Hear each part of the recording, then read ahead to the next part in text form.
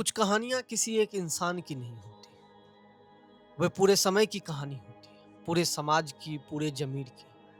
कुछ उपन्यास प्रेम, दुख और संघर्ष की बात करते हैं, लेकिन कुछ उपन्यास एक पूरे मुल्क टूटने की आवाज़ अपने भीतर लिए चलता है। आज की कहानी सिर्फ एक गाँव की नहीं है, ये कहानी है हिंदुस्तान की, उसके मिट्टी की, उसकी मिली-जुली तहज़ीब की, उसकी राजनीति की, उसके बँटवारे की और उन आम लोगों की जो बड़े फैसलों के बीच धीरे-धीरे पिसते चले गए। आज हम बात करेंगे आधा गाँव की। ये सिर्फ एक उपन्यास नहीं है, ये गंगा जमुना तहजीब का दस्तावेज है और इसकी सबसे बड़ी खूबसूरती ये है कि ये इतिहास को राजधानी की इमारतों से नहीं, गाँव की गलियों से देखता है। गंगोली, पूर्वी उत्तर प्रदेश का एक गाँव, लेकिन ये सिर्फ मैप पर बना कोई गाँव नहीं है, ये एक जीवित दुनिया है। यहाँ खेत है, हवेलियाँ हैं, कच्चे रास्ते हैं, रिश्ते हैं, जातियाँ हैं, मजहब है, अहम है और रोजमर्रा की छोटी बड़ी राजनीति भी। यहाँ मुसलमान हैं, हिंदू है, जमींदार है, गरीब किसान है, पुरानी इज्जत है, नई बेचैनी है और सबसे बड़ी बात यहाँ लोग साथ रहते हैं। मतलब सिर्फ पड़ोसी की तरह नहीं, बल्कि एक दूसरे की जिंदगी में घुले हुए। किसी के घर शादी हो तो पूरा गांव शामिल, किसी के घर मौत हो तो पूरा गांव शोक में। यही वो भारत है जिसे बाद में राजनीति धीरे धीरे काटने वाली है। राही मासूम रजा इस गांव को आइडियलाइज नहीं करते। वे ये नहीं कहते कि सब कुछ परफेक्ट था। यहाँ वर्ग है, जातिगत तनाव है, सत्ता का इम्बैलेंस है, पेट्रियार्की है, लेकिन फिर भी एक साझी दुनिया है और इसी दुनिया के टूटने की कहानी है आधा गांव। इस उपन्यास में कोई एक हीरो नहीं है, क्योंकि ये कहानी किसी एक आदमी की नहीं, पूरे समाज की है। गांव के बड़े घराने हैं, सैयद खानदान है, पुरानी शान है, खून का गर्भ है, वंश का बोझ है, लेकिन समय बदल रहा है। पुरानी जमींदारी व्यवस्था धीरे धीरे हिल रही है, नई राजनीति आ रही है, अंग्रेजों की पकड़ ढीली हो रही है और साथ ही लोगों की पहचान भी नई तरह से गढ़ी जा रही है। पहले जो आदमी खुद को सिर्फ गंगोली का मानता था, अब उससे पूछा जाने लगा, तुम हिंदू हो या मुसलमान? और यही सवाल धीरे धीरे जहर बनता है। उपन्यास का कमाल यह है कि ये बड़े स्लोगन्स में बात नहीं करता। ये दिखाता है कि राजनीति कैसे धीरे धीरे घरों में घुसती है, बैठकों में, चाय की बातों में, रिश्तों में, मजाकों में, डर में। और यही चीज इस किताब को इतना पावरफुल बनाती है, क्योंकि मुल्क अचानक नहीं टूटता, वो पहले लोगों के दिमाग में टूटता है। आधा गांव भारत के उस दौर को पकड़ता है जब आज़ादी के करीब है, लेकिन साथ ही विभाजन की आहट भी तेज हो रही है।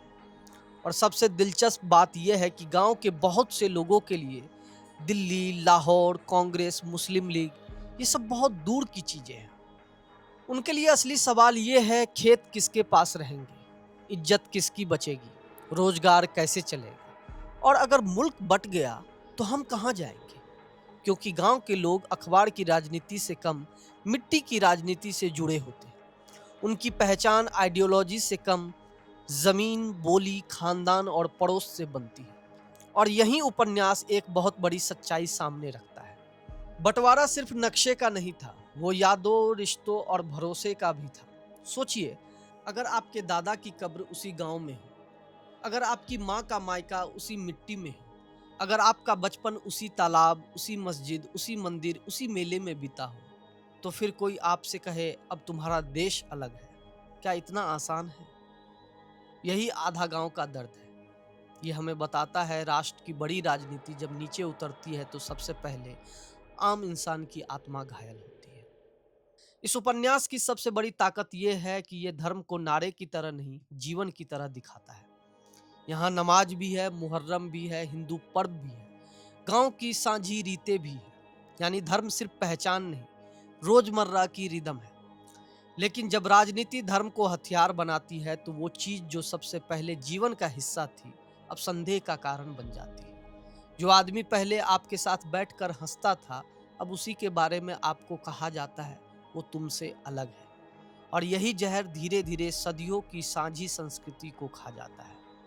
राही मासूम रजा यहाँ कोई भाषण नहीं देते, वे बस इतना दिखाते हैं कि नफरत हमेशा बहुत बड़े नारों से नहीं आती, कई बार वो छोटे छोटे फर्कों को बार बार दोहराने से आती है।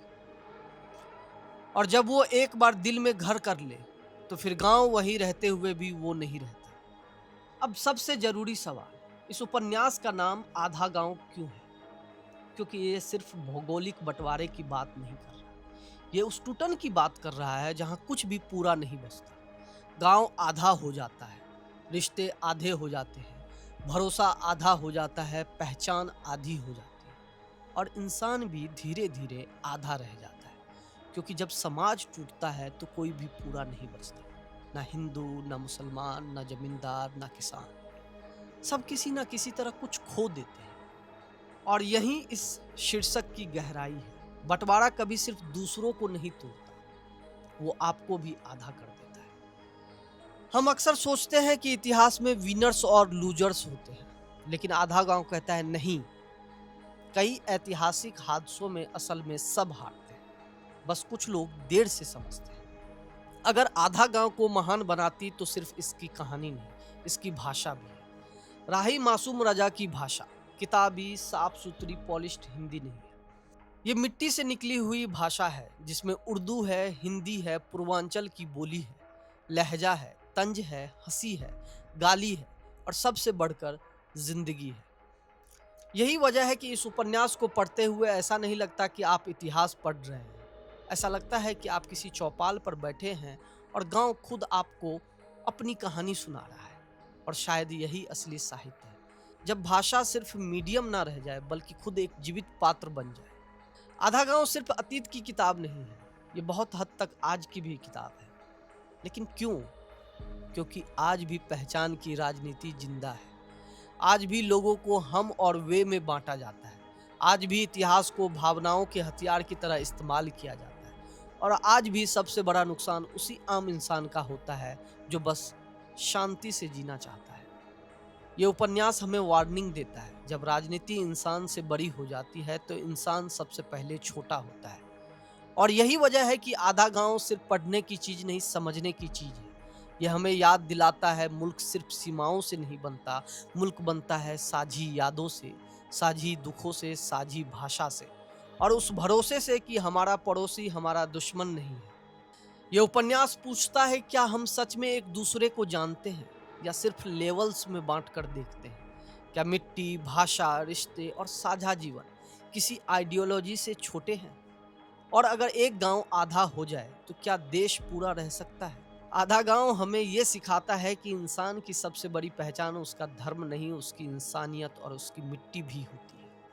और जब हम साझी जिंदगी की डोर काटते हैं तो जीतता कोई नहीं, बस हर तरफ थोड़ा थोड़ा खालीपन रह जाता है और शायद यही आधा होना है। अगर आपको ये एपिसोड पसंद आया तो अगले एपिसोड में हम लेकर आएंगे एक और ऐसी ही किताब जो सिर्फ कहानी नहीं, समाज, इतिहास और इंसान के जख्म को खोल कर रख दे। तब तक पढ़ते रहिए और उन आवाज़ों को सुनते रहिए जो इतिहास की बड़ी किताबों में नहीं, गांव की धूल में छिपी होती है। धन्यवाद।